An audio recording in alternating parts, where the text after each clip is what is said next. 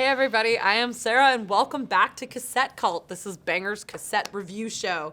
Today we have yet another special themed episode, this time on Manilla Road, who are an American metal institution. We wanted to talk about them and how bandleader Mark Shelton have had a really endearing influence on heavy metal. We're also going to catch up with bassist Phil, who owns his own cassette label. Oh, how kismet. And finally, also talk about some of the current projects that are in the Manilla Road universe.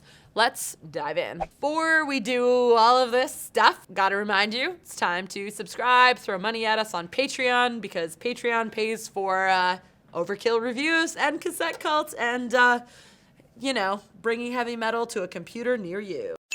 Before we do anything else, I want to obviously give you all some context into Manilla Road, to the backdrop of some photos that were provided by bassist Phil Ross. Thank you for these pictures, Phil. They are wonderful. Formed in 1977 in Wichita, Kansas, Manilla Road was spearheaded by guitarist Mark Shelton, who steered the band through 18 studio albums, most of which you can see on this table. Sorry, not sorry. Numerous shows around the world, and basically the changing of the American heavy metal landscape. Best described as epic metal, like this is epic metal, that's all you can say about it. Manilla Road made thinking person's metal that was heavy, beautiful, extremely varied, gruff, scratchy, weird. This is unusual heavy metal, and I personally, it's inspired a lot of bands that I really, truly love.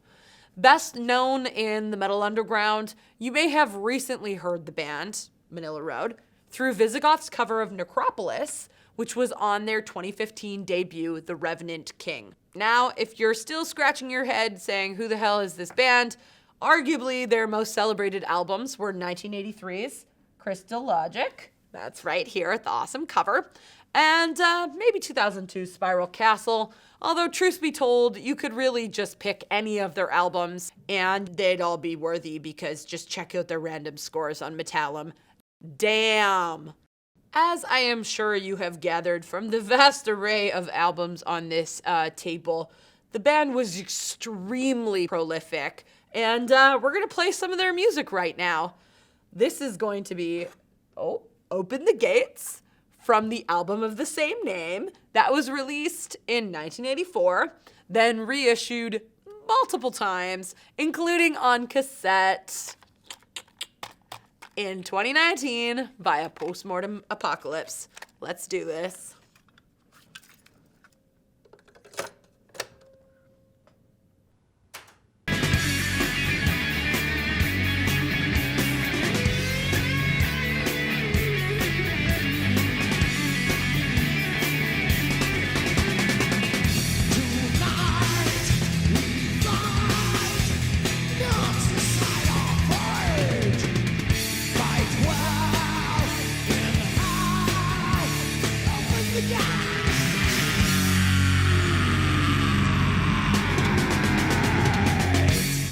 The modern rendition of Manilla Road was rounded up of vocalist Brian Hellroady Patrick, drummer Noity, and bassist Phil Ross, who joined the band in 2016.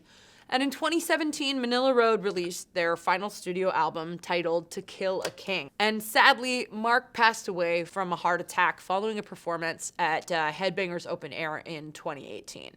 Mark's sudden and untimely passing prompted a massive GoFundMe campaign to help bring him back to the United States so that he could be returned to his family. Just like Mark's band, Manilla Road, Mark's death hugely impacted the metal scene. To date, there have been numerous albums that have been dedicated to him by artists like Savage Mastery and Legendary. The 2019 rendition of Keep It True featured a massive star-studded tribute to him. This is a guy whose legacy, really fundamentally changed the underground heavy metal community. Today, years after his death, Mark Shelton's legacy lives on in numerous bands and projects that his bandmates continue to do, including his bassist Phil Ross, who joined the band as a youngin' back in 2016. My name is Phil Ross. I was the bass player in Manilla Road from late 2016 until Shark's passing. And I also run Postmortem Apocalypse, a heavy metal cassette label that originally started just to reissue Manilla Road tapes, but now has expanded to do all kinds of other stuff. And back here in Wichita, Kansas, I'm also a screen printer and a musician in several other projects. Phil's label, Postmortem Apocalypse, has recently released cassettes for bands like Portugal's own Ravensire. Oh, here it is. Who most definitely follow in the footsteps of Manilla Road. This is heavy metal that is classic, raw, and very passionate and heartfelt. And they released their third studio album. It's called Stone Engraved in Red via Cruz del Sur for vinyl and CD, and then on cassette via Postmortem Apocalypse. Let's listen to it. I think you're gonna like it. Voices in horror, screaming as they burn. The stones have gone in. Witness this night on our gods through sacrifice, cruel and lustful. This hallowed night, threefold death, fire and ice.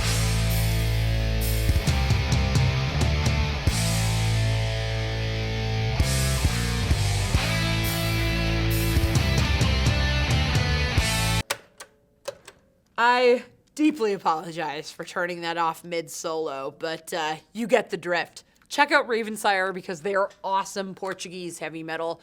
And on that note of awesome Portuguese heavy metal that is clearly inspired by Manilla Road, I highly recommend that you check out Iron Sword. Iron Sword, Iron Sword, Iron Sword. I've mentioned them before in previous videos, but they also are definitely deeply influenced by Manilla Road, but I do not yet have them on cassette, so too bad for that, I guess. Now, we're gonna get back to Phil, because I want to hear from him specifically about exactly why he went for, a cassette label. Like, why bother with this format? Why did that make sense for Manilla Road? Let's hear from him. With the Manilla Road tapes, it took a little bit of convincing Shark, because he was kind of the old-fashioned notion that none of them sound good, none of them, are durable, and damn sure nobody wants them right now. And I convinced him otherwise, luckily.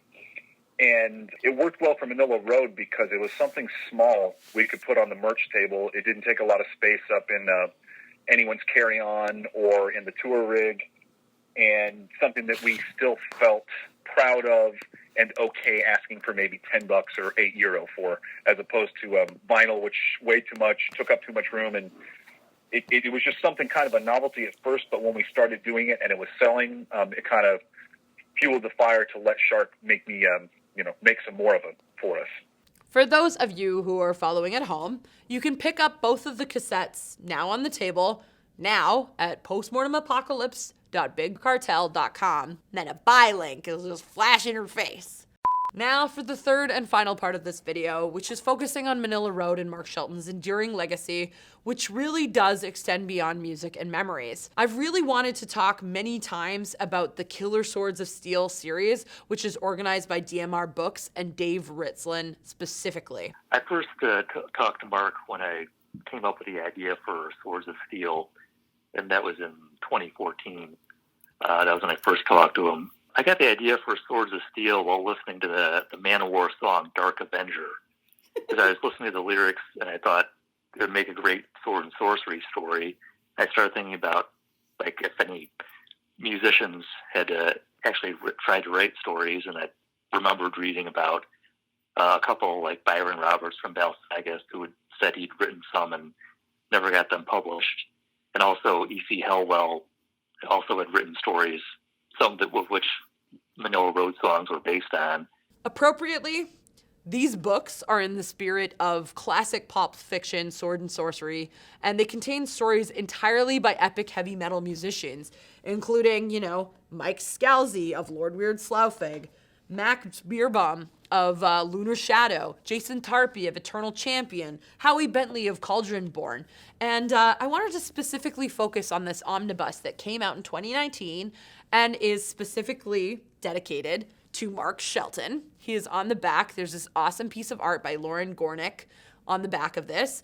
This book is actually, as I said, an omnibus, and it compiles several of the books that DMR has released, including Swords of Steel 1, Swords of Steel 2, and Swords of Steel 3 into a convenient package. And you can actually buy this now on Amazon, and shipping is free, so that's a bonus. With that, sorry to say, we are out of time. I wanted to leave the final words to Phil because he was with Mark Shelton that day, and because he's helping the legacy of Manilla Road live on.